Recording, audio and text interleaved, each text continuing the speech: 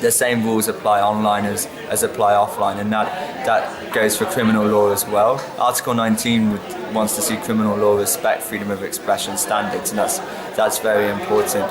But what we don't want to see is media trying to provoke discussion on controversial issues and then being held liable because they've started conversations that involve perhaps hate speech or other criminal content. They shouldn't be responsible for the behaviour of other people that aren't acting ethically. And in those instances where there is discussion that does violate the law, where people are calling for violence, for example, or making threats of violence, especially threats of violence against journalists that we've heard about today, then the government has a role to investigate those instances of criminality, and it shouldn't be the media's responsibility to moderate that content. But as Aidan White said, and many of participants from the Southeast Europe today, if you leave the media out of responsibility for this content and you transfer the responsibility to the state, is it a signal? Is it then a trust given to the state for the issues that maybe it's better to be managed by the media? Well, it's I think we're forgetting the generator of the content with the third parties. We're not saying that the government should be interfering with the way that the media run their websites, but where there's third party content and that content is criminal, then that or attracts civil liability. The person who writes that content should be liable for it, and we don't want to see the state encouraging the media to take on a police function to remove content or make determinations about whether content is legal or not. Of course, if they want to impose their own standards on their comments threads, it's a different issue.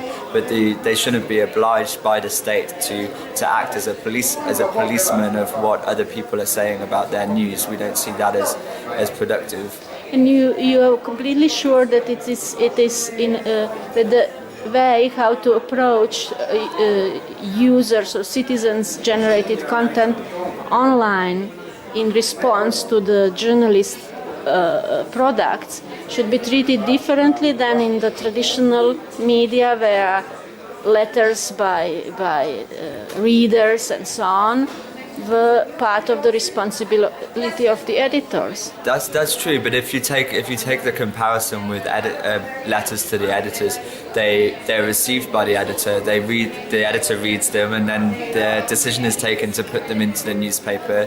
They're often edited. Even you'll receive a long letter and you put a short extract. What we see on the internet is a different model, where we're able to provide a space for automatic discussion between the media and its public, and also between readers themselves, and we see that as a positive thing. And sure, problematic expression can happen, but it's a minority, and you can encourage positive expression. So the technology enable participation in new way. And also the editor doesn't have control over it, and that's the difference from there's no intervention from the media to say these people are representing us and we're taking responsibility for this by putting it online. Do you think, but this is all done on the outlet that is sustained, financed, edited by the certain media. It is not the debate that is a media publish some news or comment and it's run on another platform. It's part of the universum of that media. So you still think it's separate. It should be treated separately, and in this part, media simply it's not their business. I think that has to be the model, that they shouldn't be automatically liable. There's various systems for where the media are on notice and they're able to remove content. Some countries impose this system, but we even think that where the media have been notified by a complaint, that they shouldn't necessarily have to remove the content, because that complaint will often come from somebody who doesn't understand the law or the legal basis for removing the content. And a media organisation should only be obliged by law to remove illegal content, and it's only judges that can make that determination. If the media wish to remove the content themselves, then that's their own decision. But I think what we're talking about is the media being forced by legal measures to make those decisions, and we see too much censorship happening that way.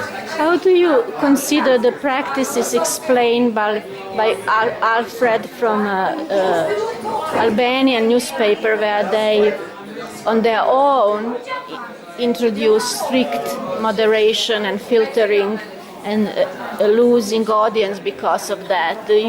How do you consider such approach by the industry? I think that Are you in favor of this approach? I think that the media organisations have to be free in a way to deal with comments in the way that they want to.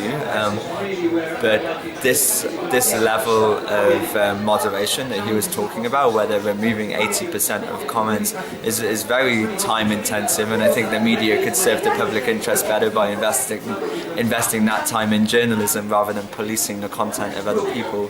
I understand some media entities see value in having a high quality discussion, and they can take measures to do that, and I think that there's best practices around that, but I don't think that engaging in that level of pre-moderation or post-moderation is the best use of journalists' time. And we also have to consider that not every media organisation is operating on principles of ethics, and it will reflect its own biases in the decisions it takes to remove content. They're not necessarily judges applying legal principles, so I'm not sure how much trust we should be giving to media entities to make this decision about content that they're not responsible for.